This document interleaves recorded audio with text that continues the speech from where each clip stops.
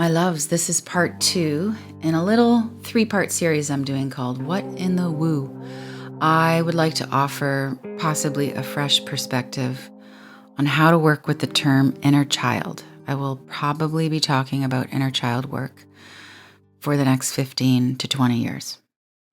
Not everyone agrees on inner child terminology, but this is the approach that I've been taught and that I resonate with the most. And I've seen its efficacy, its resonance with thousands of my readers and in our heart-centered collective. So it goes as a little something like this. The inner child is a symbol of your unconscious self. So your inner child isn't you when you were 8 years old. That's just you when you were 8 years old.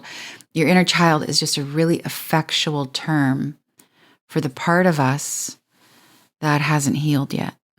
You could also call it the wounded self, the fragmented self.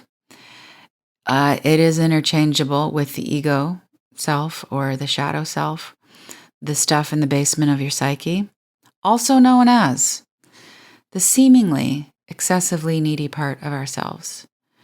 Sometimes we judge ourselves to be needy and we're not. We're legit and we're healthy. It's the hyper-emotional part of ourselves. Metaphysically speaking, the inner child is part of our lunar nature, our moon energy. So think watery, emotional, shadowy terrain, right? Feelings, the place of feelings and emotions. The part of you that gets triggered, the part of you that goes into fight, flight, freeze, or fawn, that would be your inner child, and they are asking for attention and love. Of course, there's a gift, just like there's a gift in all the shadow. The light is to be found in the darkness. The gift of the inner child is that it's always pointing to what's unresolved inside of us. It's very handy. How does the inner child do that? How is it always trying to get your attention? Anxiety attacks tend to get your attention, don't they? You know, getting sick before a big event, that's a good one. Losing your phone, losing something really important to you, or wrecking something while you're on your way to your next big thing. Like you lose your phone or you bang up your brand new car that you've been working so hard overtime for. You're rushing to your next hustle instead of just breathing and doing what brings you joy on a daily basis. Instead of taking care of yourself, you're grinding. All of those self-sabotage moments are very effective inner child moves. And because all of those challenges and the resulting pain of our different challenges, like anxiety and fear and loss, all those things require what? Love. A loving response. Not tough love parenting. Tough love is such an ego trip. I'm not into it. But the anxiety and the fear and the loss, they all heal through gentle attention. Gentle, steady attention. Steady. I think steady is so key. You know, the good mother never leaves. The divine father is always by your side. We need to lean in and listen to what our seemingly illogical and demanding shadow self, inner child, is saying. Just like a great parent holds their crying toddler. There's no argument. Don't argue with someone who's irrational. You don't make any demands of them. They're out of sorts, you know. You just give really unconditional understanding. Holding space for our inner child is how we grow up spiritually. Reparenting our tantrums and our unmet needs is how we get more creative power. We move into our creative power. And that is inner child work. And guess what? The next class in our heart-centered collective is going to go really deep on inner child work. I've got a brand new visualization called Inner Child Solar Power.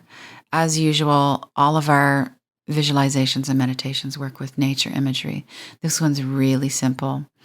And also part of the collective class is the Love and Radiance meditation, which is now a classic. It's a vintage visualization in our space where you meet with your inner child in their various forms and you walk with them and move into some loving kindness with that wounded aspect of yourself.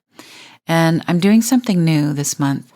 I'm rolling out the Heart Center class in 4 10-minute teachables because I'm becoming obsessed with learning transference. And I think if I give this to everybody in these intervals, then you can do a download, listen, watch, read, and go for a walk. And then you can come back to it. You can watch another lesson on how we heal the inner child before a bath. You will listen to how the inner child affects your relationships. That's a juicy part of this class coming up. So I love this teaching topic. I have so much to give for this one. And I'm really standing on the belief that to heal our inner child is really the most powerful medicine. Everything else, all the other foci, are secondary to this shadow work. So you head to daniellelaporte.com/the collective, and it's going to be Hug Your Inner Child time. So the last post, before we go, the last post in this What in the Woo series, I got into what is the ego and what is egoing. Today, obviously, we've had inner child, and our next time together, it's going to be around Mother's Day, and I'm talking about following the money. It will make so much sense when you get there. For now, I'm sending all of my encouragement for our shadow work, which is really light work, and all my love from Dendera, the Temple of Hathor in Egypt. I will be here again and again, always, ideally with love. Danielle.